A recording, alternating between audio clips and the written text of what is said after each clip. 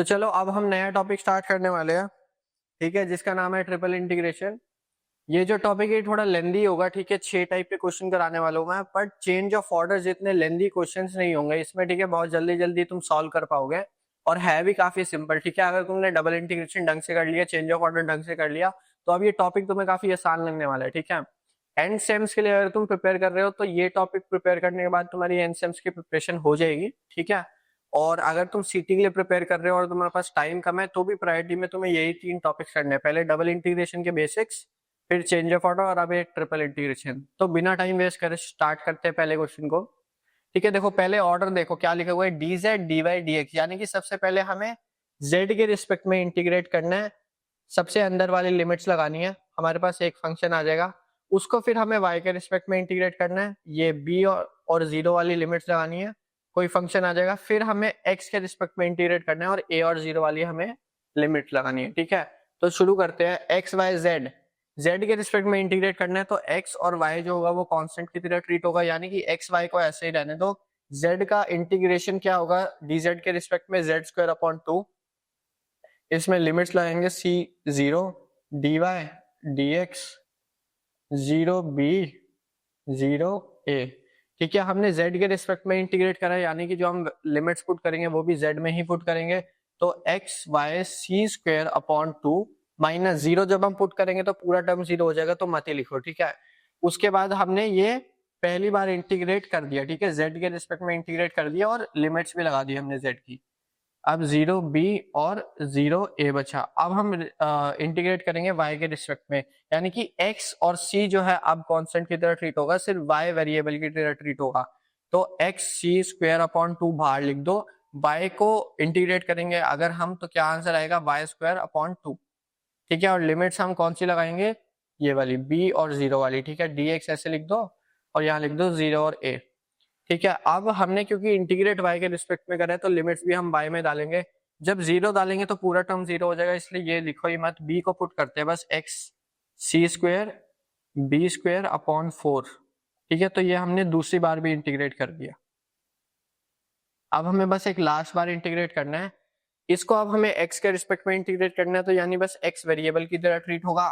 x square upon 2 into जो already लिख रखा है उसको वैसे का वैसा लिख दो, सी स्क्वायर बी स्क्वायर अपॉन 4, और लिमिट्स क्या आएगी, ए जीरो वाली, ठीक है। अब इसमें सिंपल सेम लिमिट्स पुट कर दो, upper limit minus lower limit से। लोअर लिमिट जब हम जीरो पुट करेंगे तो पूरा टर्म जीरो हो जाएगा, तो लिखने की जरूरत ही नहीं, बस ए पुट करो। तो ए स्क्वायर बी स्क्वायर सी स्क्वायर अपॉन 8 तुम्हारा आंसर आ जाएगा इस क्वेश्चन का, ठीक है। इतना सिंपल है। अब हम जाते हैं अगले क्वेश्चन पे, जो कि है क्वेश्चन 2, ठीक है। तो सेकंड क्वेश्चन भी बहुत सिमिलर है फर्स्ट क्वेश्चन के और आसान ही है, ठीक है। तो तुम खुद सॉल्व करके देखो। इसमें देखो सबसे पहले क्या दे रखा है, डी जेड, यानी कि हमें z को वेरिएबल मानना है, बाकी सबको कांस्टेंट मानेंगे। तो एक्स वाई स्क्वायर को ऐसे लिख दो, z का इंटीग्रेशन क्या हो जाएगा, जेड स्क्वायर अपॉन 2, इसमें लिमिट्स आएंगे 2 और 1 की, बाकी सेम टू सेम लिख दो, 1 3 0 और 2 और डी वाई डी एक्स, ठीक है। ठीक है, अब हम लिमिट्स पुट करेंगे। हमने x के रिस्पेक्ट में हमने z के रिस्पेक्ट में इंटीग्रेट करा है, तो हम z में ही लिमिट्स डालेंगे। एक्स वाई स्क्वायर अपॉन 2 को ऐसे ही रहने दो, अपर लिमिट आएगी 2, 2 स्क्वायर हो जाएगा 4 माइनस 1, 1 स्क्वायर हो जाएगा 1, ऐसे, यानी कि 1 3 0 2 डी वाई डी एक्स, यानी कि ये क्या हो जाएगा 3x वाई स्क्वायर अपॉन 2, ठीक है। 1 3 0 2 और डी वाई डी एक्स, ठीक है। अब y को हम इंटीग्रेट करेंगे, ठीक है। अगर हमें y को इंटीग्रेट करना है तो क्या होगा, सिर्फ y को वेरिएबल मानेंगे, बाकी सबको कांस्टेंट मानेंगे, यानी कि 3x अपॉन 2, तो ऐसे का ऐसे लिख दो। y स्क्वायर का इंटीग्रेशन क्या होगा, y क्यूब बाय 3, ठीक है। और लिमिट्स क्या आएगी 3 और 1 वाली, और बाहर हम लिख देंगे 0 2, और हमने y के रिस्पेक्ट में तो इंटीग्रेट कर दिया, यानी कि यहाँ से सब dx आएगा, ठीक है। तो इसमें लिमिट्स पुट करो, y के रिस्पेक्ट में इंटीग्रेट करें, यानी कि y के रिस्पेक्ट में ही हम लिमिट्स डालेंगे। तो ये 3 3 तो कट जाएगा, x बाय 2 9 माइनस 1, ठीक है, 0 2 dx, यानी कि 8x बाय 2 हो जाएगा, यानी कि 8 अपॉन 2 क्या हो जाएगा, 4 हो जाएगा, यानी कि 4x बचा, बस 4x को हमें dx करना है और 0 और 2 की लिमिट लगानी है, ठीक है, तो हम आगे क्या करेंगे, 4 को ऐसे ही रहने दो, x का इंटीग्रेशन हो जाएगा x² by 2, जिसमें हम लिमिट लगा देंगे 2 और 0 की, ये कट के 2 हो जाएगा, यानी कि 2 ब्रैकेट में x² हो जाएगा 4 और 0। ठीक है, तो हमारे पास 8 आंसर आ जाएगा। ठीक है, तो ये हमारा सेकंड क्वेश्चन सॉल्व हो गया। अब हम चलते हैं थर्ड क्वेश्चन पे। अब देखो हम थर्ड क्वेश्चन देखते हैं। ठीक है, इसमें क्या दे रखा है, फंक्शन e की power x plus y plus z. तो हम इसको स्प्लिट कर सकते हैं। ठीक है, e की पावर x डॉट e की पावर y डॉट e की पावर z। जब प्लस हो रही होती है पावर्स तो हम उसे ऐसे स्प्लिट कर सकते हैं। ठीक है, ये याद रखना, 0c 0b 0a। ठीक है, dz dy dx। अब z दे रखा है पहले, यानी कि हमें z के रिस्पेक्ट में इंटीग्रेट करना है। ये दोनों कांस्टेंट की तरह ट्रीट होंगे, ये वेरिएबल की तरह ट्रीट होगा। और एक बात याद रखना कि e की पावर कुछ भी हो ना, उसका इंटीग्रेशन वही आता है।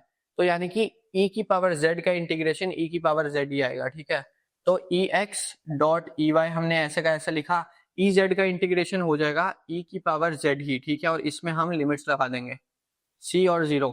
चाहे तो हम पूरे ब्रैकेट पे भी लिमिट्स लगा सकते हैं। ठीक है, पूरे मतलब फंक्शन पे भी लिमिट्स लगा सकते हैं, बट क्योंकि हमने z के रिस्पेक्ट में ही इंटीग्रेट करा है तो लिमिट्स हम z में ही पुट करेंगे, तो इसलिए मैंने बस यहाँ पे ब्रैकेट लगा दिया था। ठीक है, कैसे भी लिखो दोनों चीज सही है, b 0 और a 0। हम आगे क्या लिख देंगे, dy dz, सॉरी dx आएगा यहाँ पे। ठीक है, dx आ गया, तो इसमें हम लिमिट पुट करते हैं। ठीक है, ex डॉट ey को तो ऐसे ही रहने दो, और ये क्या हो जाएगा, e की पावर c माइनस e की पावर 0, और e की कुछ की किसी चीज की भी पावर 0 1 हो जाती है, यानी कि ये 1 आ गया। यानी कि हमारे पास e की पावर x डॉट e की पावर y डॉट e की पावर c माइनस 1 आ गया। ठीक है, सेम हम लिमिट्स लिख देते हैं। ठीक है, 0b 0a, और बाहर क्या आ जाएगा, हमने अभी सिर्फ z में करा ना इंटीग्रेट, dy dx आ जाएगा। ठीक है, अब इसे आगे सॉल्व करते हैं। ठीक है, तो इसे आगे सॉल्व करते हैं। अब y के रिस्पेक्ट में इंटीग्रेट करना है, यानी कि सिर्फ y वेरिएबल माना जाएगा। तो जो पहले ऑलरेडी लिख रखा है वो तो लिख ही दो, e की पावर c माइनस 1, e की पावर y का इंटीग्रेशन क्या हो जाएगा, e की पावर y ही हो जाएगा, e की पावर y। ठीक है, और इसमें लिमिट्स पुट कर दो b और 0 की, और dx ऐसे लिख दो, और यहाँ बाहर 0 और a आएगा। ठीक है, इसमें जब हम पुट करेंगे तो क्या आ जाएगा, ex डॉट e की पावर c माइनस 1 e की पावर b माइनस 1। ठीक है, dx 0 और a। अब हमें x के रिस्पेक्ट में इंटीग्रेट करना है, यानी कि ये दोनों तो कांस्टेंट माने जाएंगे, इसको इंटीग्रेट करना है बस, और इसका इंटीग्रेशन सेम ही हो जाएगा, यानी कि e की पावर x a 0, और ये सेम टू सेम मैं ऐसे लिख देता हूँ, e की पावर b माइनस 1। ठीक है, इसको पुट करेंगे तो भी ये इसी फैशन में e की पावर a माइनस 1 आ जाएगा।